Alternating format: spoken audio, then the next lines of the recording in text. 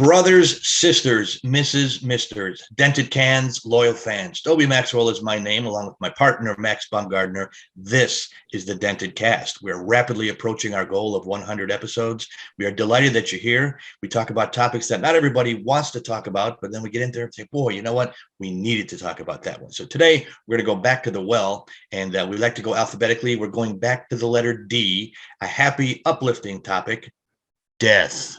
We're going to talk about death. Every one of us is going to die. Sorry, that's a reality. Max and I didn't come up with that plan, but it's true. What do you think about that, Max? It's a truth, like you said, and we need to be reminded every day. All of us need to be reminded every day. There was an app. I think we talked about this on a previous episode. There is an app that reminds you. It's a death clock app. Okay. And it reminds you flat out, you're going to die. And it's not meant to be horrible or spooky or scary. It's meant to inspire you to put down the little trivial stuff that you dwell on every day, like other people or somebody did something wrong, cut you off in traffic, whatever it is, and focus on living. What do you want to do today? And then bing, it'll pop up on your watch. You're going to die. You are going to die. We've been on this topic before, and I talked with Max before we started today. And as we record this, a good friend of mine, I've been a comedian my entire life, someone that I idolized when I came up. He was in the generation ahead of me, and we became friends. He was a severe dented can. His worst enemy was himself. Couldn't get out of his own way. We do a lot of other episodes about that too. And yesterday, as we speak, I got a message out of the blue that he died. And it was a gut punch. I hadn't talked to him in a few years. We didn't have any sad words or arguments or anything like that. But he was in his own world. He lived in Reno, Nevada, and he was started in Chicago. And there was a lot of demons there in Chicago, so he moved to Reno. I had a radio job in Reno. Coincidentally, he came out to see me one night as I was performing comedy. It's like, holy Christmas! His name is Jim Higgins, and you want to look him up on YouTube. He's a hilarious comic. He was on the show Star Search, and if you would have thought when I started, who's going to be the biggest star in Chicago? Jim Higgins, without a doubt. And he came out to see my show, and I knew he wasn't doing comedy anymore, and he was so complimentary. Oh, you were so funny. And Max, it'd be like you having your radio hero saying, oh, Max, you were so good on the air. You feel a little bit awkward. Think, wait a minute, I idolized you, and you're telling me how great I am. And he's just a wonderful soul. He didn't hurt anybody else.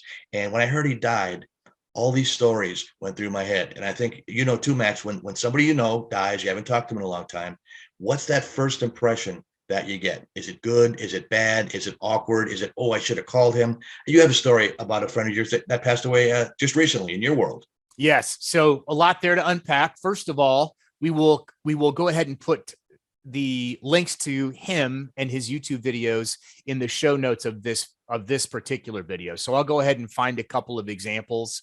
And Dobie, when we get done with this show today, maybe you could send me an email of some bits that you think might be best representative of Mr. Higgins that we could attach to. Here's the thing. His greatness came before the era of YouTube. Okay. You know, and there are some things online. I saw a couple of clips today. I'm thinking, boy, you know what? It's good, but it doesn't cut it. It's one of those that you had to be there. And I know if we have younger viewers, there was a time before every meal you had wasn't on Facebook, a picture of it. And every time you fart, it's on YouTube. And I will scour up because he's just great. And thank you for saying that, but I'll do that. He was awesome. Yeah. Well, if I may, and maybe you don't want to, and we can snip, what were his demons? Was it depression, or like so many of us dented cans, that was unresolved pain? Did you ever get a chance to talk with him about it? The King brothers, smoking, drinking, you know, drugging. I think he drugged. I didn't know him that well to know he was a big drinker. I'm not going to lie to you. And he just would get totally blasted. And there's several famous stories. Everybody I know that worked in Chicago has a Jim Higgins story. Number one, how he destroyed the audience and people were grabbing their sides. They couldn't laugh any harder. And number two, they had to drag him out of a bar at 3:00 in the morning because he was just out of his mind. And there was a comedy club, famous story. He was at a comedy club performing and the bar cut him off. No more alcohol to you. While he's on stage. Well, during the between shows, after shows, just they wouldn't serve him anymore, and that says a lot because comedy clubs. I mean, beer is free, and comedians, as a rule, take advantage of it. I never did. I don't drink, but I mean, every other comedian I know, free beer, look, two-fisted slopper. Right. So they wouldn't serve him anymore. And he went across the street. There was a lesbian bar across the street. And he walks in like nonchalant, and they all looked at him. And the bartender said, "What are you doing here?" And he looked at her and said, "Same as you, looking for pussy." And he sat down and they served him, and they got a big laugh, and they all loved him. And at the end of the night, you couldn't not love Jimmy Higgins. He got on a Star Search, this big show back in the 80s. And this is when it was coming up. And when you got on Star Search, your career zoomed. People like Sinbad got on that show. Rosie O'Donnell launched from that show. And Jim Higgins was in a position where he was going to win it all. And he got to the finals, and they were going to record. And they saw him coming back to the hotel at 8 o'clock in the morning. And he had a prostitute on each arm, and he's blasted out of his mind. And someone said, "Hey, Jimmy, aren't you going to prepare for the show?" And he goes, "You prepare your way, I'll prepare mine." And, yeah, I mean, you laugh about it, and it's funny. And if you knew, he just had a demeanor, a rhythm of his voice, a unique persona, a confidence. It is like a singer or an actor or an actress or a musician. Well, you can play the notes or you can say the lines, but there are some people that just add extra. Robert De Niro. We can name any example that you want to, but just Jimmy Higgins had it, man. And he was a kind soul. I mean, I would just sit and talk to him, but I never really got into it because some people are willing to talk about their dents. You and I are. We have a podcast about it. Other people don't want to talk about it. So I never wanted to poke and push. I was always, if you want to talk about it, I'll listen. I'll support you. But if you don't, I'm sure not going to. So I just never went there with him. So getting back to the original premise of this particular episode. Yes. What flashed in your head when you heard the news? Laughter. There's another guy named Jimmy Wiggins that passed away too. I don't want to get confused. He's another Chicago comedian. Jimmy Higgins passed away. I'm thinking, God, I mean, he was at the top of his game and now he's gone. And I just was flabbergasted. It's like when someone gets taken from you that quickly. You've had situations like that, and so have I. My point is to you and to people watching, how can we be a positive? Hey, Max Bumgardner's dead. I hope I don't live to see that, buddy. I really don't. But I'll have a pleasant memory, and I have stories to tell, but I have one that comes to mind. Can I tell it? Would you mind? Go for it. We were Max and I worked at a radio station called The Loop in Chicago, and it's the major leagues. And we had to be on the air at 5 o'clock in the morning. And Max lived way far out in the sticks, and he drove Naper, Tucky, out there where the tornado alley wipes out the hillbillies. And you cheer for the tornadoes, that kind of thing. But he had a family, and we all respected him. We all loved him. We were just kind of getting to know each other. We were gelling, but we didn't know each other that well. And Max comes in, and our other partner, Spike, who was a great guy. We both loved him. And Max says, "What are you guys thinking about?" And I looked at Max totally as a joke and said, "We're thinking about how to get you off the show so we can split your money." And the look of sheer terror on your eyes, Mac. I want to give you a hug right now, man. I felt so horrible that day. And Spike was just a poker face guy, and it's 4 or 5 o'clock in the morning. There was a reason for that, and it comes in a one hitter. But anyway, go ahead. It does. It does. We love him anyway. I don't care if it's medicinal. I don't care. I love Spike too. And we're in the trenches. And you think about it, if you're married, you don't talk to your spouse 4 hours a day, 5 days a week, starting at 5 o'clock in the morning. You better get along with that person. And in radio, it's usually an arranged marriage of 2 people. We had 3 people, and we all got along, and it was really great. And it was a lot of fun times in there. And my point is, I overstepped the boundary, and I knew I was wrong. And you laughed about it. And Spike's like, "Oh God," the look on his face. And when I hear, I hope I die first, so I don't have to see that. That's what I'll look at, because I'm thinking, I hurt that guy. I didn't mean to, man. Well, it was funny, and the key to comedy. It's timing, and it's the surprise. But I didn't know you that well yet. And that's I can okay. do it now. I don't even care about it. But that's okay. That was very stressful, and I was the radio guy, so I got to take the beatings on your behalf and on Spike's behalf, usually after the show. So it was like we were 3 brothers. And instead of the dad giving us all whoopings after the show, I would get them. So sometimes for 45 minutes about how bad we sucked on the air and how it never went anywhere. I was supposed to be the quarterback for 2 comedians and a renegade sports guy who's got a name there in town. And it was a cluster, man. It was hard to keep a hold of, actually. It was a nightmare, buddy. And looking back on it, that was our dream. Now, I want you watching this to say, boy, my dream would be to be what? An actor, actress in a movie, an astronaut, a ball player in a band, whatever. be careful what you wish for. That whole thing. We got our dream, and it was miserable. I know. I considered quitting. It's like, wait a minute, I waited my whole life to get this. Yeah. I didn't have a problem with you guys, but the situation was so unfun, so Well, stressful, and you had your family there. So my point is going off on that. What can we do for others to say, okay, when this person dies, I have a pleasant memory of that. That should be the goal, shouldn't it be? And there's people that we miss. I know I have. He's dead. Good. Give me a 12-ounce Mountain Dew so I can urinate my name on his grave. I don't know the answer. And if you watching know the answer, if you could put it in the comments to this show, we'd be so appreciative. We also have a Facebook group, invite only, the Dented Cast of Thousands, which Dobie moderates and puts different things up, memes and things that he's thinking about nearly daily. So we'd like to invite you to that. As does Max. We want to create a gathering place. That's what this whole idea is. Yeah. So I don't know the answer to your question. I do know that how you live and how you treat people, how you make people feel is critically important. So if that was the last time that I saw you after you made that comment in that office on the 37th floor of the Hancock, I probably would go, good, if I heard that you had passed away. But see, I could come back and haunt you. I don't think I would. I can get to Plainfield a lot faster as a ghost than I can in a car. Well, in Chicago traffic. Yeah. Anyway, but I'm serious about that. I feel horrible about to this day, and I always will. And I'm glad we had a chance to redeem ourselves. Seriously though, we have interactions with people all the time, and sometimes misses the mark. How do you make up for it, man? When they're dead, that's it. That's your last chance, buddy. There's an opportunity, like you've said many times, and I think we should all take it seriously, and we should say what we need to say. We should say what we need to say. Get off your high horse. Drop the grudges. Go back and watch that episode. The ending's the best.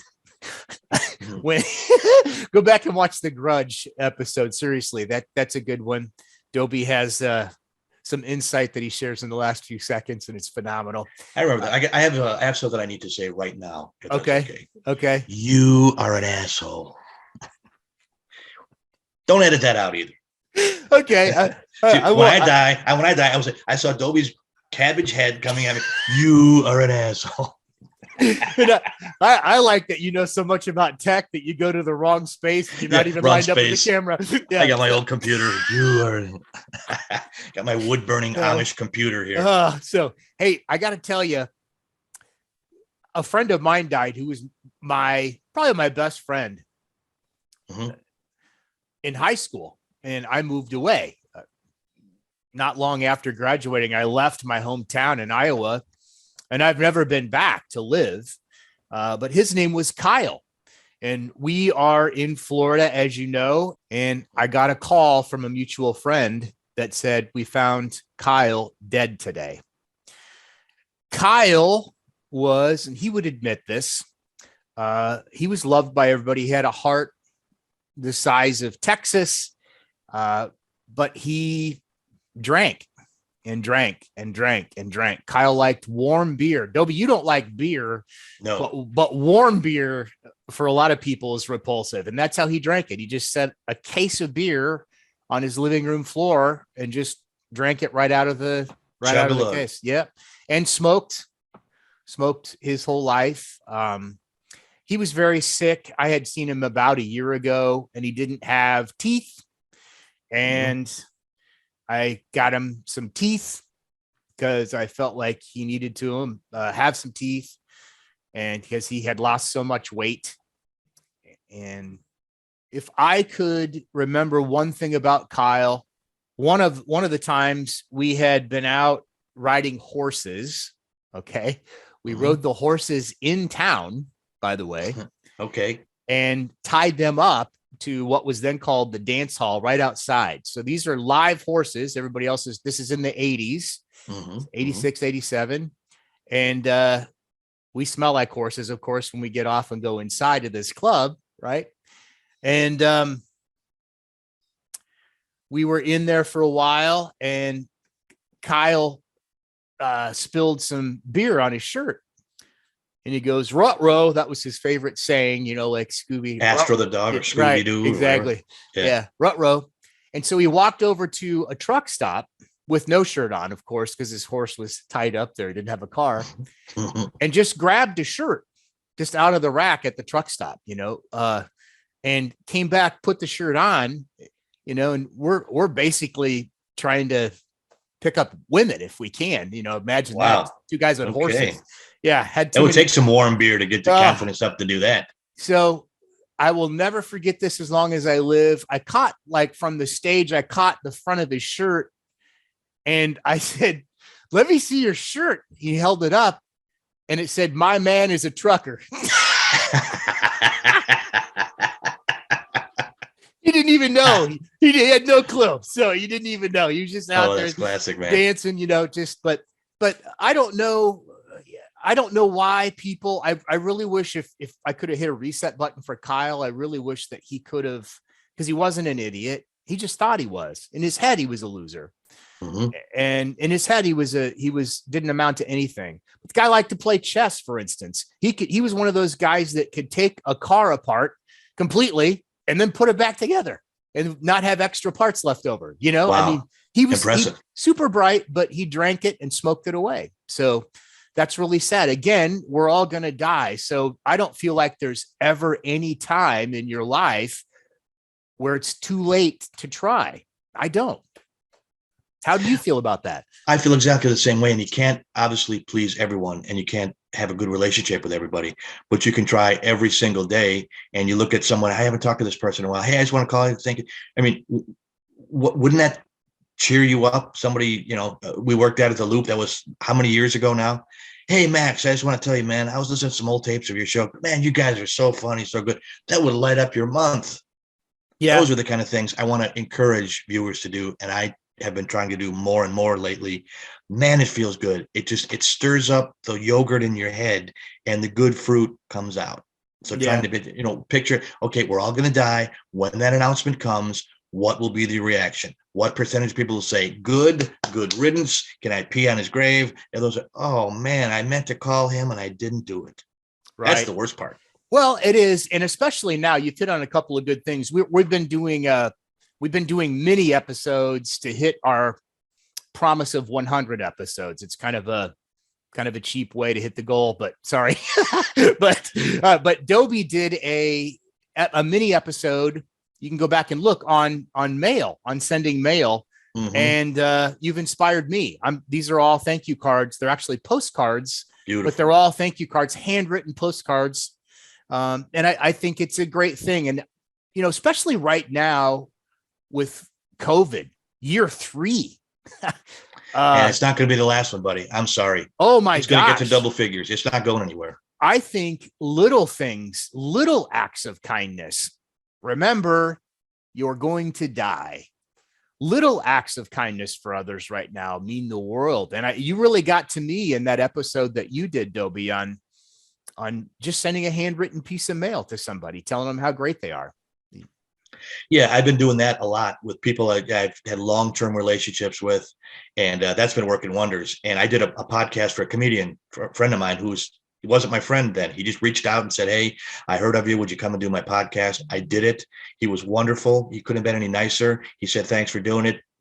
After that's good. And then a mail came a week later with a handwritten thank you card on stationery that had his own logo on it. He sent me a button with his logo on it and stickers. This guy, it cost him $4.10 for postage, probably a $10 total package. I didn't know him from Adam. Now I would walk across broken glass for this guy.